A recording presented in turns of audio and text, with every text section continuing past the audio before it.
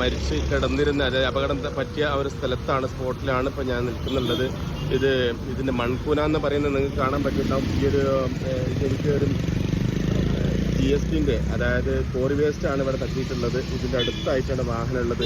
ഇത് മരത്താണി, മഞ്ചേരിയിൽ നിന്ന് ഏകദേശം 4.5 കിലോമീറ്റർ കഴിഞ്ഞ് മരത്താണി എന്ന സ്ഥലത്ത് വഴിക്കടവ് വണ്ടൂർ ഭാഗത്തേക്ക് പോകുന്ന റൂട്ടിലാണുള്ളത്.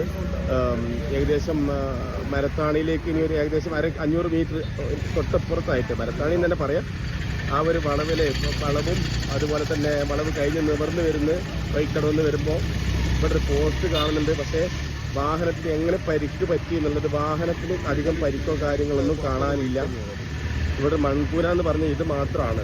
ഇത് എന്ത് സംഭവിച്ചെന്നുള്ളത് നമുക്ക് ഒന്നും ഈ നാട്ടുകാർക്കോ അല്ലെങ്കിൽ ഇവിടെ വന്നവർക്കൊന്നും മനസ്സിലാവുന്നില്ല. കാരണം ബ്ലഡൊക്കെ അവിടെ തളം കെട്ടി നിൽക്കുന്നുണ്ട്.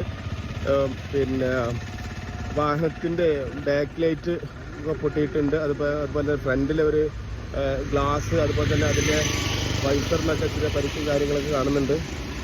ഇത് എത്രത്തോളം എന്താണ് സംഭവിച്ചത് ആ ഒരു സമയം നോമ്പ് ഒരു 6:20 എന്ന് പറയുമ്പം 6:40 മുന്നേ ആയിട്ട് ബാങ്ക് വിളിക്കുന്ന സമയത്താണ്.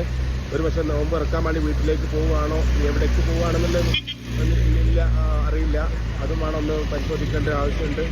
ഇവിടെ ഒരു പാത്രമൊക്കെ കാണുന്നുണ്ട്. ഇനി വല്ല ഫ്രൂട്ട്സോ കാര്യങ്ങളോ വാങ്ങിയിട്ട് പോവുകയാണോ എന്താണെന്ന് അതും അറിയില്ല. ഒരു പോസ്റ്റ് പിന്നെ അതുപോലെ തന്നെ ഇതിൻ്റെ തൊട്ടടുത്ത് തന്നെ ആയിട്ടാണ് ഈ ഒരു വഴിയോര വിശ്രമ കേന്ദ്രം ഉള്ളത്.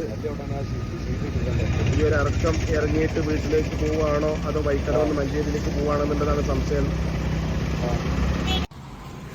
ജുനൈദിൻ്റെ ബോഡി ഇപ്പോൾ ആൾറെഡി മഞ്ചേരി മെഡിക്കൽ കോളേജിലാണ് ഉള്ളത്. ഇന്നലെ രാത്രി അവിടെ പിന്നെ പോസ്റ്റ്മോർട്ടത്തിന് വേണ്ടിയിട്ട് അവിടെ എത്തിച്ചതായിരുന്നു. പക്ഷേ ഇന്ന് രാവിലെ ഒരു സമയത്ത് ഒരു 10 മണി സമയത്തൊക്കെ നമ്മൾ ചെല്ലുമ്പോൾ അവിടെ പിന്നെ ഫ്രീസറിലാണ് ഉള്ളത്. പോലീസ് ഇൻക്വസ്റ്റ് കഴിഞ്ഞിട്ട് വേണം പിന്നെ ബാക്കി നടപടി മുന്നോട്ട് കൊണ്ടുപോകാനെന്നായിട്ടാണ് അറിഞ്ഞിട്ടുള്ളത്.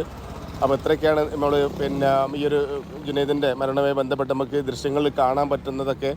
ഇനി ബാക്കി കാര്യങ്ങളൊക്കെ പോസ്റ്റ്മോർട്ടം പോലീസ് ഇൻക്വസ്റ്റ് ഒക്കെ കഴിഞ്ഞിട്ടാണ് നമുക്ക് എന്തൊക്കെയാണ് ഇതിൻ്റെ പിന്നിലുള്ള ഇതെന്നുള്ളത് പറയാൻ പറ്റുള്ളൂ. കാരണം കുറച്ച് മുന്നേ ആയിട്ട് ചെറിയ വിവാദങ്ങളും കാര്യങ്ങളൊക്കെ ഉണ്ടായിരുന്നു. ജയിലിൽ പോയി എന്നും അതുപോലെ തന്നെ ജാമ്യത്തിൽ ഇറങ്ങി എന്നൊക്കെ പറഞ്ഞിരുന്നു. അത് കഴിഞ്ഞിട്ട് ജുനൈദിൻ്റെ ഒരു ഓൺ വോയിസ് ഒക്കെ നമ്മൾ കേട്ടതാണ്. എന്താണെന്നുള്ള സത്യാവസ്ഥകളൊക്കെ പുറത്ത് വരേണ്ടതുണ്ട്. നമ്മളെ ഈ തൃക്കങ്കോട് എത്ര വാർഡാണിത്? 22ാം വാർഡ്. നിങ്ങളെ വൈഫാണോ വാർഡ് മെമ്പർ? ഇതിന്റെ യാഥാർത്ഥ്യങ്ങൾ ഇതുവരെ ഒന്നും ഇതിന്റെ യാഥാർത്ഥ്യം എന്താണെന്ന് ഇപ്പോൾ ഒരാളും കാണാത്തതുകൊണ്ട് എന്താണ് സംഭവം നമുക്ക് കൃത്യമായിട്ട് പറയാൻ കഴിയില്ല.